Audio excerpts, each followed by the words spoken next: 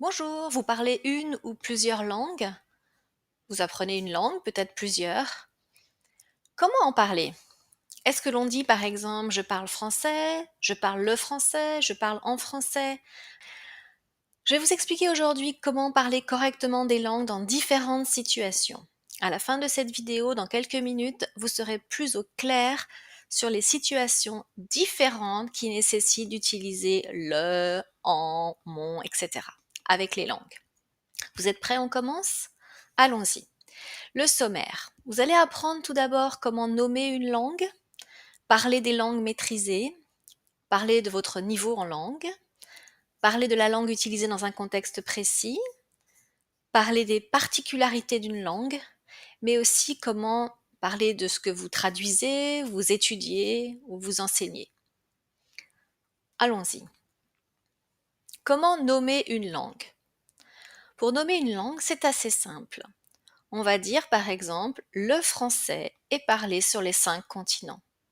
L'arabe a une écriture différente. Vous voyez ici que l'on utilise l'article défini masculin, le français, ou L', si la langue commence par une voyelle, comme c'est le cas ici. Et vous voyez ici que nous utilisons donc le masculin, donc vous devez aussi faire l'accord de l'ensemble de la phrase. Le français est parlé et, d'accord? Masculin. Voyons maintenant une autre manière de nommer une langue. Vous pouvez dire la langue française est belle, la langue italienne est mélodieuse.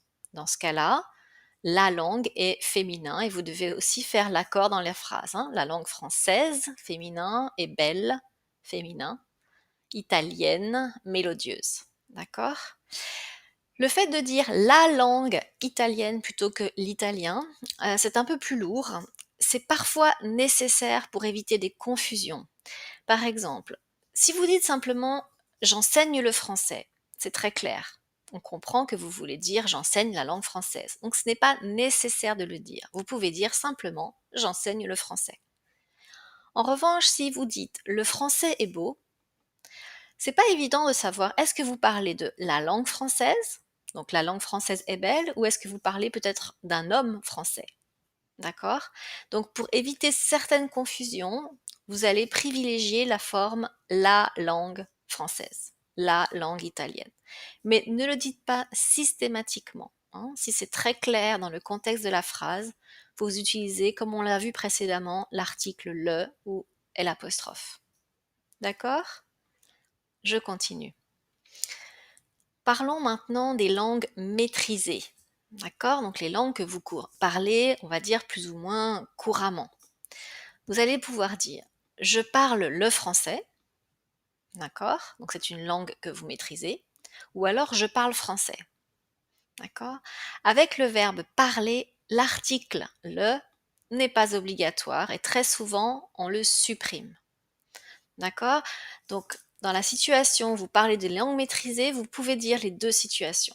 Je parle français, je parle français, le n'étant pas obligatoire. Avec les autres verbes, là on vient de voir le verbe parler. Si vous voulez parler d'une langue mais avec d'autres verbes, par exemple pratiquer, on dit je pratique le français chaque semaine. J'aime le roumain. J'apprends l'arabe. Dans ce cas-là, ce n'est pas le verbe parler. Les articles sont obligatoires. Vous devez utiliser le ou L' devant une voyelle. Le français, le roumain, l'arabe. D'accord? Donc, uniquement avec parler, vous avez le choix d'enlever l'article. Maintenant, comment parler de votre niveau en langue? Parfois, vous pouvez dire j'améliore mon français.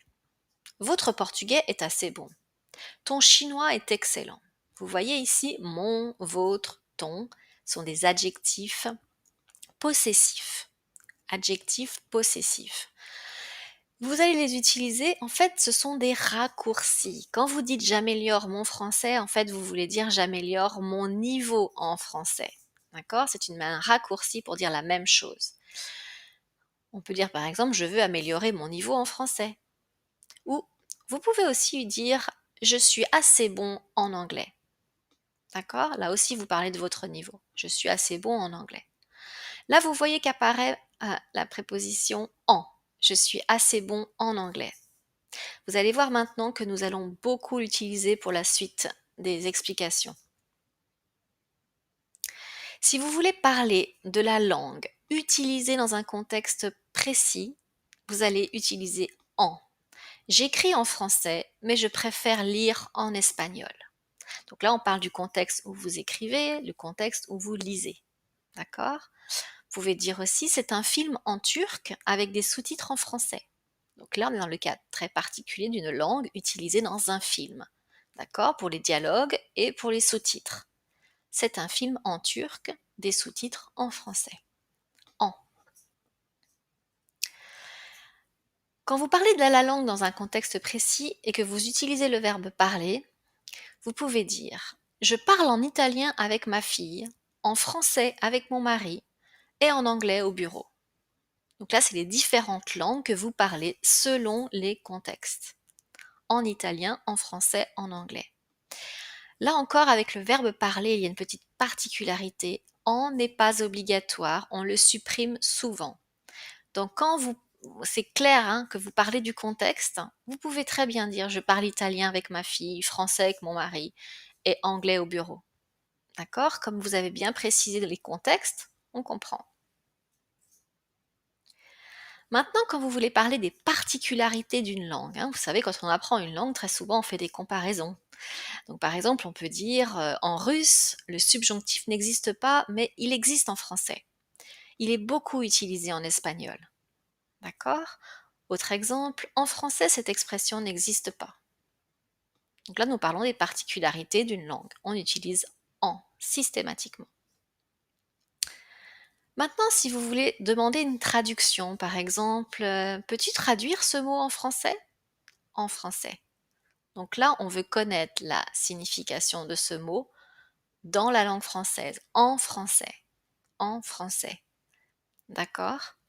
Sinon, si vous faites un travail de traduction d'une langue vers une autre, donc là on est dans un mouvement de traduction, par exemple, je traduis du russe au français. Ça veut dire, par exemple, je suis traductrice, et donc je pars de la langue russe et je vais vers la langue française. Vous allez utiliser du au. Je traduis du russe au français.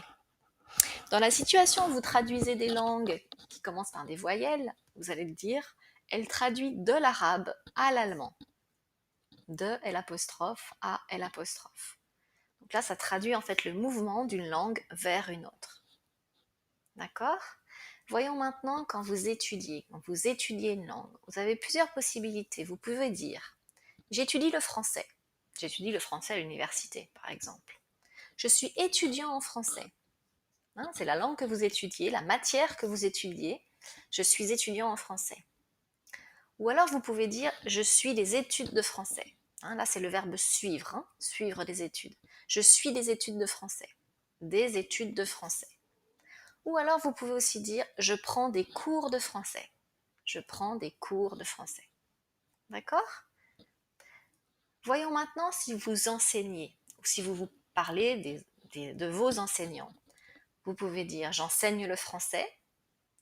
Je suis professeur de français. Attention, pas professeur en français, professeur de français. Je donne des cours de français. D'accord? Voilà, en quelques minutes, vous avez vu les différentes situations possibles pour parler des langues. Ça fait plusieurs situations bien différentes et pour chacune, vous voyez que nous utilisons des mots différents. Le français, en français, de français, mon français, etc.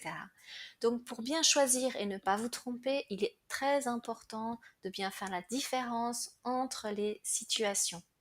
D'accord? Donc j'espère que cette vidéo a été claire pour vous. Je vous encourage à la visionner une deuxième fois si certaines choses vous paraissent un peu difficiles, de faire des pauses pendant la vidéo.